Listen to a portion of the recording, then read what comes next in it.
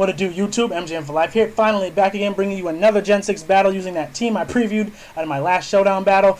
This is going to be against Kittles from GameFAQs. It is a male with a female sprite this time, completely opposite from the other two battles. But anyway, let's get into it. I let off with my Mouse line because I noticed that he did not have any stealth rockers, rapid spinners on his team, so I'm going to give my stealth rocks and that will remain up for the rest of the game.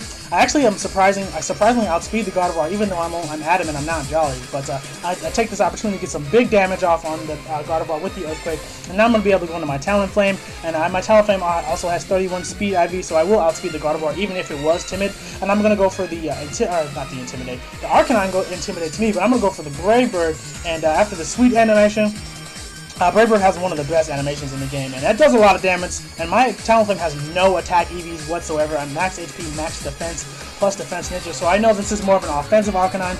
Looking at my team, I figured that Tentacool was the most expendable member. He does have a Ferrothorn on his team, and I obviously do not like Stealth Rocks on my team, but I still figured that my other Pokemon were just much more useful, and I figured the Wild Charge was coming my way. But now, I can go into Talonflame and finish off this Arcanine. He crits me with Extreme Speed.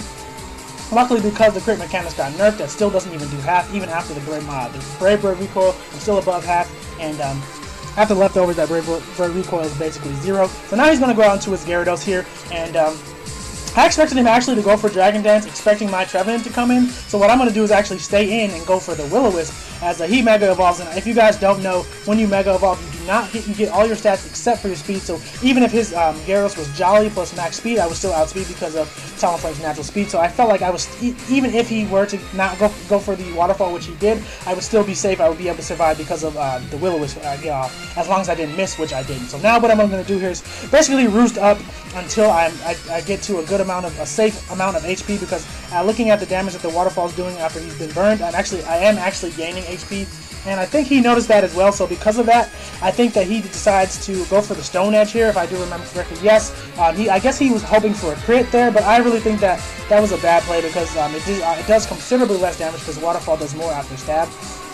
And now I'm able to switch out with over half health. So now I'm going to go into my Trevenant. I actually predicted him to go for the Dragon Dance, seeing that he was getting absolutely nowhere with his efforts. So basically that's a free switch into my Trevenant. Now I don't really have much to hit the Gyarados with, as he misses a Stone Edge. I only have Shadow Claws, my attacking move.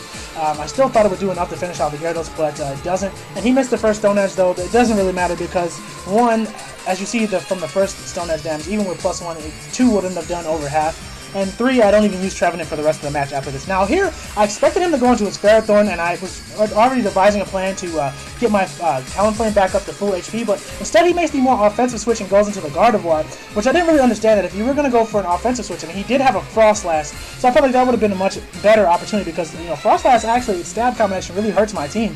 But luckily he didn't do that, so now he switches into his Ferrothorn, and I'm thinking, great, I can paralyze it and then just start Flinch hashing this thing, and he won't be able to get his Stealth Rocks up.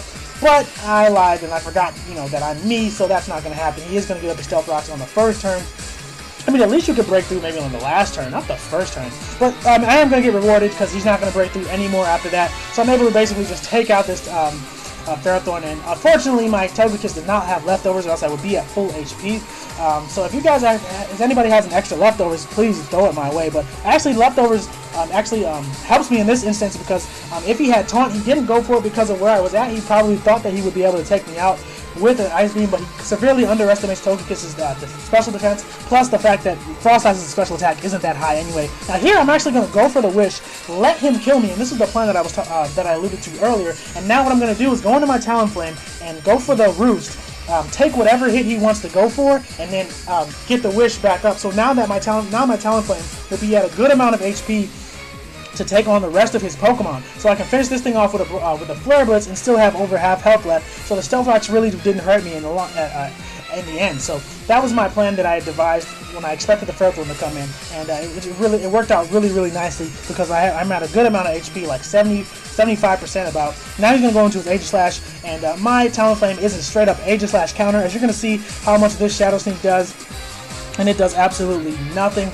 And I'm going to get off a Will-O-Wisp. I kind of expected him to actually King Shield there, expecting my just straight up Flare Blitz, but I already revealed to him that I had Will-O-Wisp, so I think that he thought that, you know, going for King Shield would be stupid because I'm probably just going to go straight for Will-O-Wisp. Now he's going to go for the King Shield, expecting me to go for the Flare Blitz, but I'm not going to do that. I'm going to go for the Roost. I knew he was going to go for it this turn because I didn't think he would want to leave his Aegislash in attack mode, even though his Aegislash is pretty much dead at this point. I mean, he can't go for another King Shield now, and Flare Blitz, even if it doesn't kill, which it's not going to, but again, because I do not have any attack EVs whatsoever, it still is going to bring it to a point where it's pretty much dead. Now here he does something that really annoys me when players do this. I mean, the game's pretty much over. His Gardevoir cannot take another Stealth Rock to switch in, and he goes for the King Shield. And I don't know why people do this, because even with -2, I'm gonna be able to kill you with the stab 120 base power super effective move. 2, all you did was just rack up the burn damage on yourself. So I don't understand why people do that. It's so stupid. But anyway, he's gonna go for a Shadow Sneak, and basically I'm gonna finish him off with the Flare Blitz, and then when his Gardevoir dies, it's gonna come in, it's gonna die as well. So that's gonna do it for this video, guys. Basically, don't forget to rate, comment, subscribe, leave a thumbs up and a like for Bulky Talonflame, because it is an absolute monster. Talonflame is a really good Pokemon, and I think it's much better than people gave it credit for initially. But again, that's gonna do it for this video. Rate, comment, subscribe. I'm out of here. Deuces.